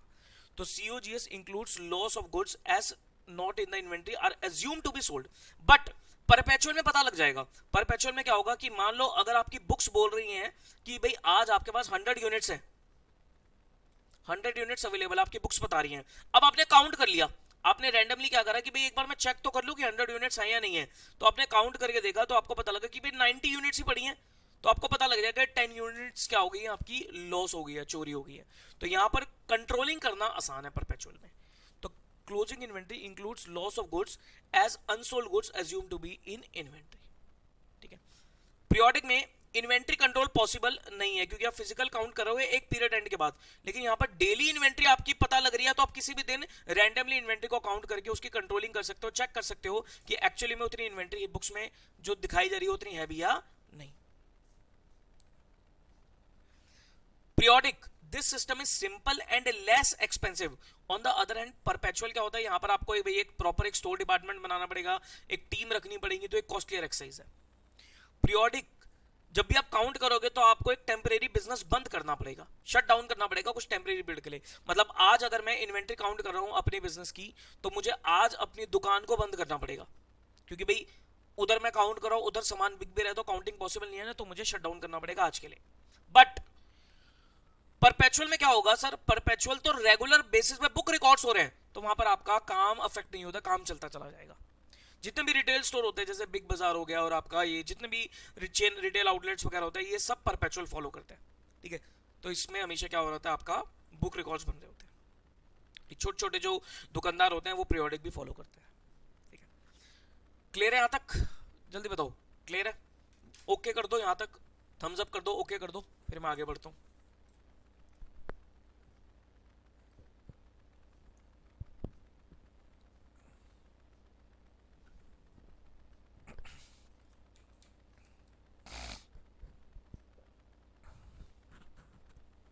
हाँ जी,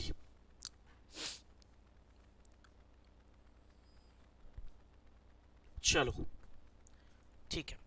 next question, discuss the rules if there is no partnership agreement. अगर मान लो पार्टनरशिप एग्रीमेंट नहीं है तो क्या होगा, पता है सर, अगर पार्टनरशिप एग्रीमेंट नहीं है तो इंडियन पार्टनरशिप एक्ट लग जाएगा, ठीक है।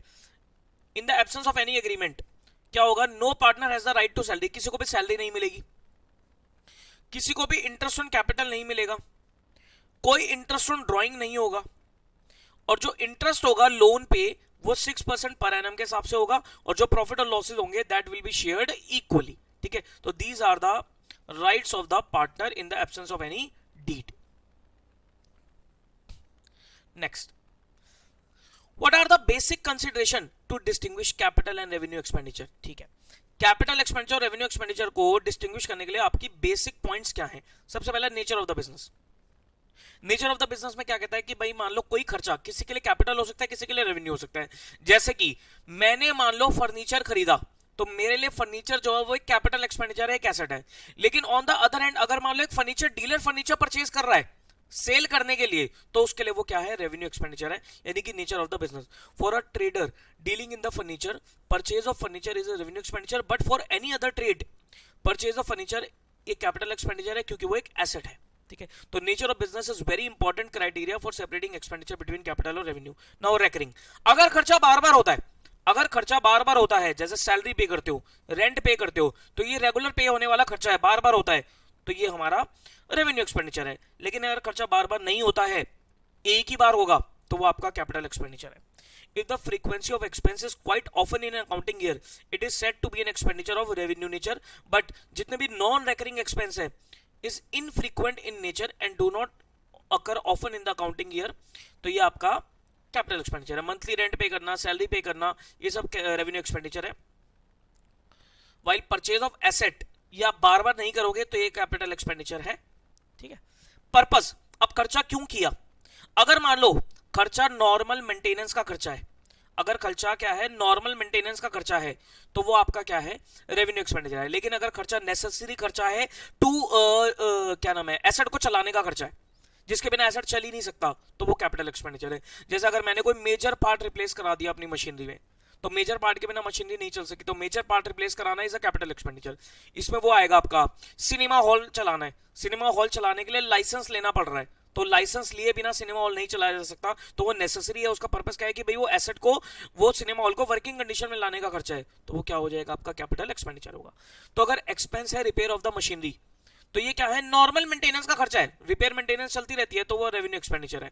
लेकिन अगर एक्सपेंडिचर मेजर रिपेयर क्या है, प्रोडक्शन कैपेसिटी बढ़ाने का कैपिटल है, ठीक है। Effect on revenue generating capacity, अगर मान लो किसी खर्चे की वजह से कंपनी की रेवेन्यू जनरेटिंग कैपेसिटी बढ़ गई है, तो वो खर्चा कैपिटल एक्सपेंडिचर है। जैसे एक एग्जांपल लिया था, कैफे वाला एग्जांपल था कि कैफे को कंस्ट्रक्ट कराया, कंस्ट्रक्ट कराने के बाद रेनोवेट कराया, रेनोवेट कराने के बाद हमारे कैफे में जो टेबल्स थी वो 15 से 18 हो गई हैं, तो अब 18 हो गया तो ज्यादा कस्टमर आएंगे, ज्यादा कस्टमर आएंगे तो रेवेन्यू जनरेटिंग कैपेसिटी बढ़ गई है, तो वो रेनोवेशन का खर्चा कैपिटलाइज होगा, ठीक है। तो अगर मान लो एक्सपेंस जो रेवेन्यू जनरेट करने में हेल्प करेगा, ठीक है, तो it should be matched with the revenue in the current period, मतलब अगर करंट ईयर का रेवेन्यू को जनरेट करने में हेल्प करेगा तो रेवेन्यू एक्सपेंडिचर है।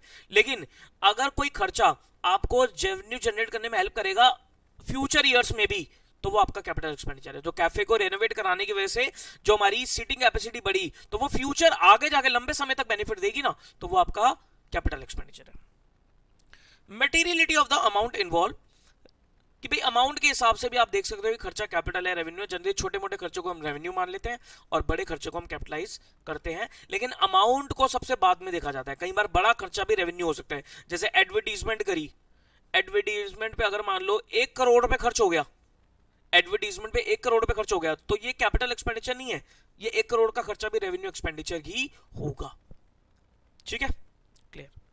ये हमने क्वेश्चन देख लिया। Advantage of subsidiary books, what services CA can provide to society, ये भी हो गया क्वेश्चन हमारा। हाँ ये देख लो, discuss the factors taken into consideration for calculation of depreciation. Depreciation निकालने के लिए आपको क्या क्या फैक्टर्स कंसीडर करने पड़ते हैं। Following factors are taken into consideration for calculation of depreciation. पहला, cost of the asset, cost of the asset, cost of the asset में क्या आएगा, इंस्टॉलेशन का खर्चा, कमीशनिंग वगैरह का खर्चा, ट्रायल रन का खर्चा, ये सब कॉस्ट ऑफ द एसेट है। तो डेप्शन लगाने के लिए आपको कॉस्ट पता होगी, क्योंकि कॉस्ट नहीं पता होगी तो आप डेप्रिशिएट करोगे किसे? तो कॉस्ट पता होनी चाहिए। तो कॉस्ट में क्या आएगा? कॉस्ट में आपने एसेट को परचेज करने का खर्चा प्लस इंस्टॉलेशन, कमीशनिंग, ये सारे खर्चे, इंप्रूवमेंट वगैरह का खर्चा आ जाएगा। ऐसी इंप्रूवमेंट, ऐसी एडिशन जिसकी वजह से आपकी एफिशिएंसी बढ़ गई है, वो सब भी आपकी एसेट की कॉस्ट में ही ऐड होगा। फिर उसके बाद आपको पता होना चाहिए लाइफ ऑफ द एसेट, उसकी यूजफुल लाइफ लगभग कितनी है, एस्टिमेटेड यूजफुल लाइफ क्या है। अच्छा, यूजफुल लाइफ जो होती है वो कई बार तो टाइम पीरियड में मिल जाती है आपको, और कई बार टाइम पीरियड में ना मिलकर आपको useful life number of units में पता लगती है, नंबर ऑफ आवर्स में पता लगती है कि भाई कितनी यूनिट्स उस मशीनरी से निकल सकती है, कितने घंटे वो मशीनरी चलेगी। तो आवर्स और यूनिट्स में भी हमारी यूजफुल लाइफ निकलती है। Determination of useful life is a matter of estimation, estimate होगा ये, तो इसमें कई सारे फैक्टर देखे जाते हैं, like similar type of assets आपका पहले कितना चला है, उसका वर्किंग आवर्स वगैरह कितनी है, प्रोडक्शन कैपेसिटी कितनी है, कितना रिपेयर रिन्यूअल वगैरह होगा, ये सब चीजें आपको देखनी पड़ती है। और लास्ट इज आपको ये पता होना चाहिए एसेट की स्क्रैप वैल्यू क्या है, एसेट की स्क्रैप वैल्यू क्या है। क्योंकि अगर मान लो 10 लाख की मशीनरी आपने खरीदी है और आपको पता है कि eight the end of the useful life ये मशीनरी 50,000 में बिक ही जाएगी, ये 50,000 में तो हमारी क्या हो जाएगी, स्क्रैप हो ही जाएगी। तो यानी कि आप डेप्रिशिएट किसे करोगे, 9.5 लाख का करोगे। गाड़ी खरीदते हैं ना, तो गाड़ी भाई 10 लाख की है, और जब गाड़ी की लाइफ खत्म हो जाएगी तो हमारे 50-60 हजार रुपए तो मेरे को मिल ही जाएंगे उस गाड़ी से, क्योंकि उसमें लोहा इतना है, बहुत सारी चीजें हैं, तो 50-60 हजार रुपए तो मेरे को वैसे मिल जाएंगे। तो वो 50-60 हजार रुपए वो आपकी कॉस्ट ऑफ द एसेट है ही नहीं, वो तो आपका रिकवर हो जाएगा, तो आप उसे कॉस्ट में से लेस करके जो नेट डेप्रिशिएबल अमाउंट है उसे डेप्रिशिएट करोगे। तो ये जो 9.5 लाख है इसे हम बोलते हैं डेप्रिशिएबल अमाउंट। तो फॉर्मूला क्या बनता है डेप्रिशिएशन का? डेप्रिशिएशन का फॉर्मूला आपने क्या सीखा था? डेप्रिसिएशन निकालने का तरीका क्या सीखा था sir? Depreciation is equal to cost less estimated scrap value divided by estimated useful life, ऐसे निकलता है ना डेप्रिसिएशन। ठीक है, तो ये जो मैंने बोला ना कॉस्ट लेस स्क्रैप वैल्यू, इसको हम क्या बोलते हैं, इसी को हम डेप्रिशिएबल अमाउंट भी कह सकते हैं, कि ये वो अमाउंट है जिस पे डेप्रिसिएशन लगेगा, डेप्रिशिएबल अमाउंट भी इसे हम कह सकते हैं। क्लियर है? नेक्स्ट अगला क्वेश्चन, बुक कीपिंग और अकाउंटिंग में डिफरेंस क्या है? ये बचपन वाला क्वेश्चन है, आप क्लास 11 से पढ़ते आ रहे हो, बुक कीपिंग और अकाउंटिंग। इसको फटाफट फटाफट रीड कर लो। बुक कीपिंग, बुक कीपिंग में क्या होता है सर? हमारी रिकॉर्डिंग ऑफ द ट्रांजैक्शन होती है, लेकिन अकाउंटिंग में क्या होता है? समराइजिंग ऑफ द ट्रांजैक्शंस होती है। ठीक है, बुक कीपिंग जो है हमारा अकाउंटिंग का बेस है, पहले बुक कीपिंग होगी और उसके बाद हमारा अकाउंटिंग होगी, तो अकाउंटिंग हम लैंग्वेज ऑफ द बिजनेस भी कह सकते हैं। बुक कीपिंग में फाइनेंशियल स्टेटमेंट्स नहीं बनती हैं, फाइनेंशियल स्टेटमेंट्स हमारा प्रोसेस ऑफ अकाउंटिंग होता है, अकाउंटिंग में बनती है। बुक कीपिंग के बेसिस पे मैनेजरियल डिसीजन नहीं लिए जा सकते, मैनेजरियल डिसीजन लेने के लिए हमें क्या करना पड़ता है? अकाउंटिंग करनी पड़ती है प्रॉपर। बुक कीपिंग की कोई सब फील्ड नहीं होती है, बट अकाउंटिंग की देयर इज सब fields like financial accounting, management accounting etcetera. Financial position of the business can not B ascertain through book keeping records, कि फाइनेंशियल पोजीशन आपको बुक कीपिंग से नहीं पता लगती है, लेकिन अपना अकाउंटिंग से आपको फाइनेंशियल पोजीशन पता लग जाती है।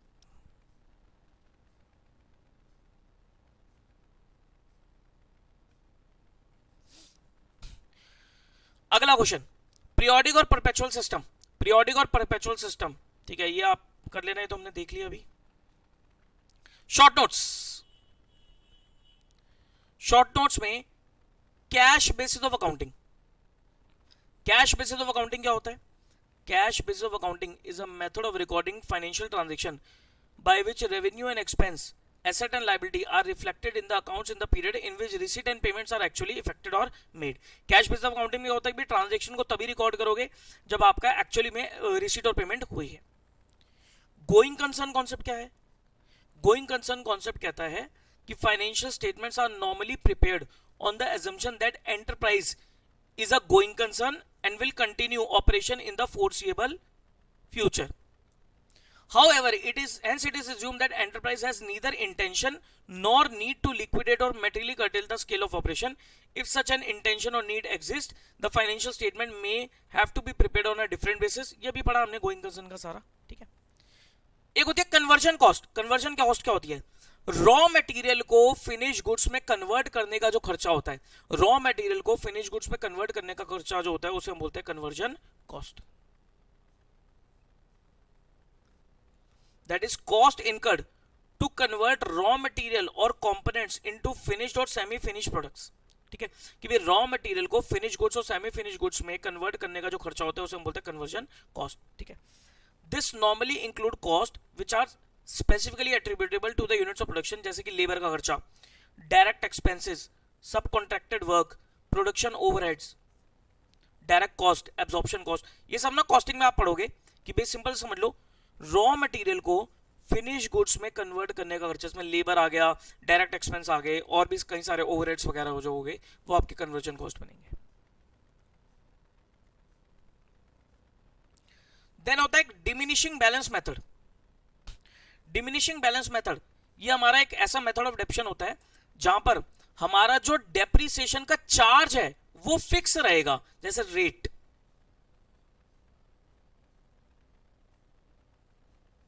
रेट ऑफ डेप्रिसिएशन क्या रहेगा, फिक्स रहेगा। It is a method under which periodic charge for the adaptation of an asset is computed by applying a fixed percentage to its historical cost or substituted amount less accumulated adaptation. This is also referred to as written down value method. ठीक है, एक fix percentage लगाओगे आप किस पे, historical cost पे, less accumulated adaption. Money measurement concept, money measurement concept क्या कहता है, ये कॉन्सेप्ट कहता है कि जो ट्रांजैक्शन हम बुक्स में रिकॉर्ड करेंगे वो वही रिकॉर्ड करेंगे जो आप मनी के टर्म्स में मेजर कर पाओगे, और जो मनी होगी वो आपकी लोकल करेंसी होनी चाहिए उस कंट्री की जिस कंट्री की आप अकाउंटिंग कर रहे हो। जैसे इंडिया में अगर मैं बात करूं, अगर आपने मान लो कोई गुड्स इंपोर्ट करे हैं यूएस से $10,000 के, ठीक है, तो इसको आप रुपीज में कन्वर्ट कर दो, लेट्स से 80 रुपीज का आपका $1 है, तो 80 रुपीज पे आप कन्वर्ट करके फिर इसे आप रुपीज में रिकॉर्ड कर सकते हो। ठीक है, as per this concept only those transaction which can be measured in the terms of money are recorded. Transaction even if they affect the result of the business materially are not recorded if they are not convertible in the monetary terms. ठीक है, then realization concept. realization concept क्या कहता है, realization concept कहता है it follow the cost concept. Any change in the value of the asset is to be recorded when the business realize it. ठीक है, यानी कि जैसे ही अगर मान लो कोई भी एसेट की वैल्यू में चेंज आ रहा है तो उसे आप तब ही रिकॉर्ड करोगे जब उसकी रियलाइजेशन हो जाएगी, जब सर्टेनिटी आ जाएगी कि पैसा आएगा या नहीं आएगा।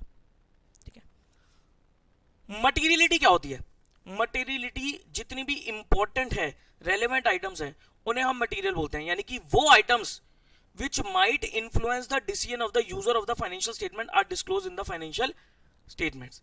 Materiality वो आइटम्स जो यूजर के डिसीजन को अफेक्ट कर देंगी, जो यूजर के फाइनेंशियल स्टेटमेंट्स को डिसीजन को अफेक्ट कर देंगी, वो सब आइटम्स क्या है, हमारी मटेरियल कहलाती है, मटेरियलिटी बोलते हैं उसे। देन आता है कंजर्वेटिज्म।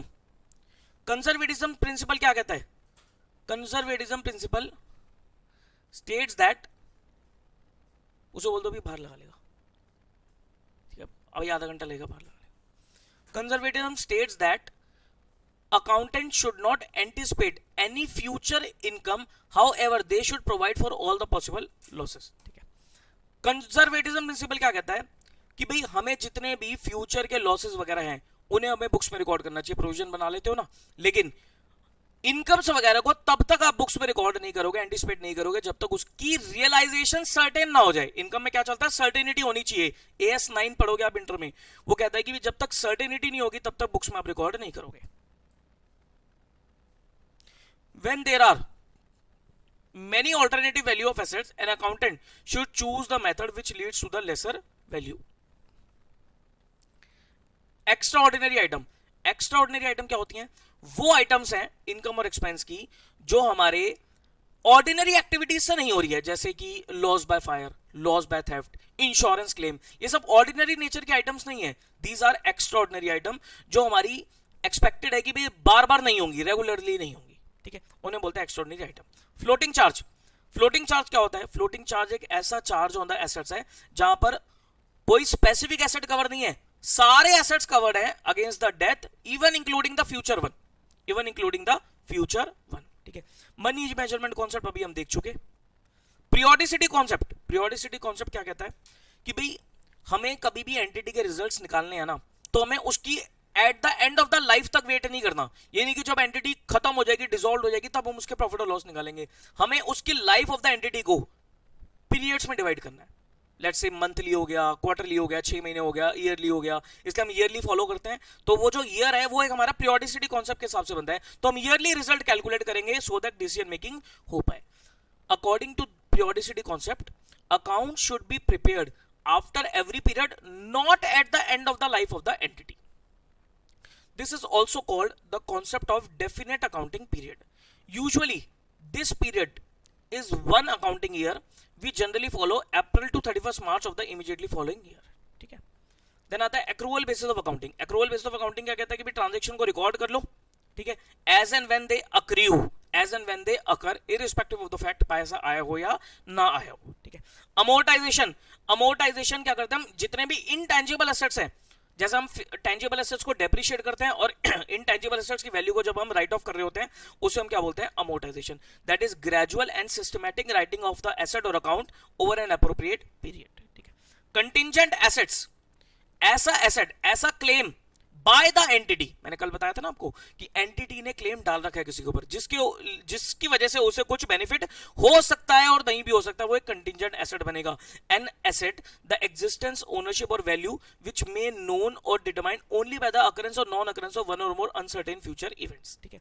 और कंटिंजेंट लायबिलिटी क्या होती है, एक ऑब्लिगेशन है, ये एक एसेट है, ये एक ऑब्लिगेशन है. दोनों में क्या है सर, दोनों में लायबिलिटी में पैसा जाना और एसेट में पैसा आना ये अभी सर्टेन नहीं है, ये डिपेंड करता है happening or non happening of a uncertain future event, तो वो हमारी चीज कंटिंजेंट कहलाती है. तो contingent liability an obligation relating to an existing condition or situation which may arise in the future depending on the occurrence और non occurrence of one और more uncertain future events. Capital commitment, capital commitment क्या है, future liability of capital expenditure in respect of which contracts have been made. जैसे अगर मान लो मैंने कोई capital expenditure का कॉन्ट्रैक्ट कर लिया किसी के साथ, जैसे मैं किसी को कोई मैं कंस्ट्रक्शन कंपनी हूं, मैं किसी को कोई कंस्ट्रक्शन करके दूंगा, इसका मैंने कॉन्ट्रैक्ट एंटर कर लिया, तो वो कॉन्ट्रैक्ट मेरे लिए क्या कहलाएगा, कैपिटल कमिटमेंट कहलाएगा. मतलब future liability for capital expenditure is a capital commitment. Okay. Expired cost, expenditure का वो पोर्शन जिसका अब बेनिफिट नहीं मिलेगा उसे बोलते हैं हम एक्सपायर्ड कॉस्ट. एक्सपेंस, जिसका बेनिफिट आप ले चुके हो, जैसे आपने स्टाफ को सैलरी पे करी, तो सैलरी जिस पीरियड की पे करी उसका बेनिफिट आप ले चुके हो, तो वो सैलरी जो आपने पे करी है वो क्या कहलाएगी, आपकी एक्सपायर्ड कॉस्ट कहलाएगी. जैसे आपने मशीनरी खरीदी 10 लाख रुपए की, 10 लाख में से आप 4 लाख तो डेप्रिशिएट कर चुके हो, तो 4 लाख जो कहलाएगा दिस इज एक्सपायर्ड कॉस्ट. और जो 6 लाख अभी भी डेप्रिशिएट होना है उसे हम बोलेंगे अनएक्सपायर्ड कॉस्ट. इसे हम क्या बोलेंगे, अनएक्सपायर्ड कॉस्ट. फ्लोटिंग चार्ज देख लिया हमने. ऑब्सोलिसेंस, ऑब्सोलिसेंस का मतलब क्या होता है, आउटडेट हो जाना, पुरानी हो जाना कोई भी चीज. Diminution in the value of asset, reduction in the value of asset by reason of its becoming out of date or less useful due to technological changes, improvement in production method, change in the market demands for the product or service output of the asset, legal or other restriction. भाई किसी let's say outdate होने की वजह से, technology change होने की वजह से, प्रोडक्शन मेथड इंप्रूव होने की वजह से, मार्केट डिमांड की वजह से और आपका लीगल रिस्ट्रिक्शन की वजह से अगर मान लो कोई भी आपके एसेट की वैल्यू रिड्यूस होती है, इसको बोलते हैं हम क्या, ऑब्सोलिसेंस. ठीक है. तो यहां हमारा थ्योरी का पार्ट कंप्लीट होता है. आई होप आपको क्लियर हुआ होगा. इतनी भी थ्योरी अगर आप पढ़ ले तो एग्जाम के लिए बहुत है आपके लिए. ठीक है, बहुत है आपके लिए. अब मैं आपको एक शेड्यूल भेजूंगा. जो भी बच्चे YouTube पे देख रहे हैं, आपको टेलीग्राम पे जाना है और टेलीग्राम पे VJC ग्लोबल CA चले जाना, सर्च कर लेना. तो VJC ग्लोबल CA में ट्रू फॉल्स भी मिल जाएगा आपको, थ्योरी का भी PDF मिल जाएगा आपको, और जो शेड्यूल भेजूंगा फाइनल रिवीजन शेड्यूल ये भी आपको मिल जाएगा. तो ये आप लोग डाउनलोड वहां से कर सकते हो और उसको फॉलो करना. कल से सिर्फ आपको अकाउंट्स ही पढ़नी है. शेड्यूल जो मैंने भेजा उसी शेड्यूल में फॉलो करना, और बहुत सही शेड्यूल है वो. आराम से 2 दिन में आपकी मस्त तैयारी हो जाएगी. ठीक है, तो वो सारी चीजें फॉलो करके चलना. लास्ट मोमेंट पे आपको करना क्या है, जितने भी कॉन्सेप्ट है वो पढ़ने हैं, ICAI के क्वेश्चंस देखने हैं, और कोई क्वेश्चन नहीं देखना आपको. मेरी बुक भी मत देखना, ICAI के क्वेश्चन देख लेना. एक आध क्वेश्चन आप ना सिर्फ फॉर्मेट को देखने के लिए एक आध क्वेश्चन हाथ से सॉल्व करके देख लेना, ज्यादा नहीं करने, लेकिन सारे क्वेश्चन एक बार गो थ्रू कर लेना. ठीक है, पहले आपको ICAI के मटेरियल को पूरा फोकस करना है और कॉन्सेप्ट्स को अच्छे से फोकस करना है. फिर उसके बाद जो 11 तारीख का शाम का दिन है ना, वो मैंने आपको RTP MTP के लिए भी दे रखा है कि आप लास्ट में आप RTP MTP कर सकते हो. और थ्योरी और ट्रू फॉल्स आज अगर आपको पढ़ना है तो मर्जी आपकी पढ़ लेना, लेकिन कल परसों में थ्योरी ट्रू फॉल्स अब नहीं उठाने आपको। थ्योरी ट्रू फॉल्स अब जिस दिन एग्जाम है उसी दिन ही आप लोग उठा लेना, ठीक है जी। चलिए फिर, ऑल द बेस्ट। कोई दिक्कत आएगी तो 2 दिन में आपके साथ हूं। जो मेरे से नहीं भी पढ़ा हुआ बच्चा, कोई दिक्कत वाली बात नहीं है, आप भी अपने डाउट पूछ सकते हो। ये मेरा व्हाट्सएप नंबर है, व्हाट्सएप भी करना भाई। जो भी मेरे से नहीं पढ़ा हुआ वो व्हाट्सएप भी कर लेना, क्योंकि उनके नंबर सेव नहीं होंगे। जो मेरे स्टूडेंट है जो पढ़े हुए हैं उनके तो नंबर सेव है, वो कॉल भी कर सकते हैं, लेकिन जो नहीं पढ़ा वो मत कॉल करना, अननोन नंबर के चक्कर में फिर मैं उठा भी नहीं पाऊंगा। व्हाट्सएप कर देना, आपके व्हाट्सएप पे क्वेरी मैं ले लूंगा, कोई दिक्कत वाली बात नहीं है। ठीक है भाई, क्लियर है? क्लास को एंड करें? चलो भाई एंड करते हैं क्लास को।